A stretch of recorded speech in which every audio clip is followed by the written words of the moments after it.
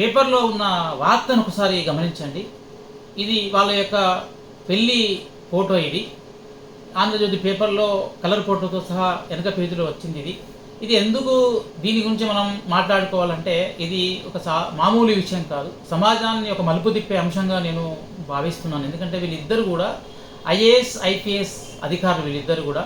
వీళ్ళు అత్యంత నిజాయితీతోటి చేసినటువంటి పనేంటంటే, వీళ్ళు అత్యంత నిరాడంబరంగా కేవలం హైదరాబాద్‌లోని చౌటుప్పల్లో రిజిస్ట్రేషన్ ఆఫీస్‌కి వెళ్ళి, వాళ్ళ యొక్క పెళ్లి రిజిస్ట్రేషన్ చేసుకున్నారు.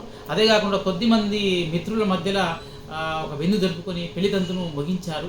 ఏందంటే ఇలా జరగవలసిన అవసరం ఉన్నది. ఈనాటి సమాజంలో చాలామంది కూడా పెళ్లి వేడుకలు ఎట్లా జరుగుతున్నాయనంటే, వందలాది మందిని, వేలాది మందిని పిలిచి రకరకాల భోజనాలు 100కు పైగా పిండి వంటకాలను, రకరకాల వంటకాలను పెట్టి, తర్వాత భజంత్రీలు వీటితో పాటుగా పెళ్ళికి ముందే ప్రీ వెడ్డింగ్ షో అని, తర్వాత హల్దీ అని, సంగీత్ అని, రిసెప్షన్ అని, ఇట్లా రకరకాల కార్యక్రమాలతోటి చాలా అట్టహాసంగా, ఆడంబరంగా పెళ్ళిళ్ళు చేసుకుంటున్నారు.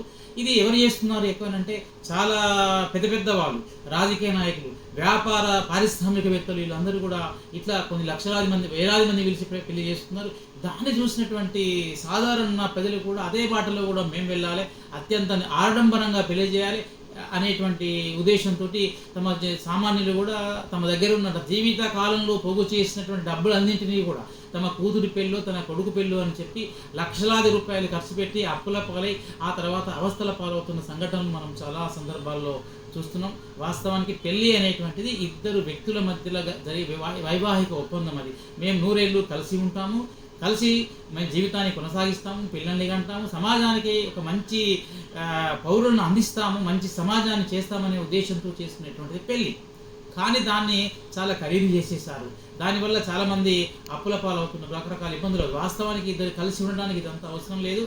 పెళ్ళి అనేటువంటిది నిజాయితీతో చేసుకోవాలి, నిరాడంబరంగా చేసుకోవాలి.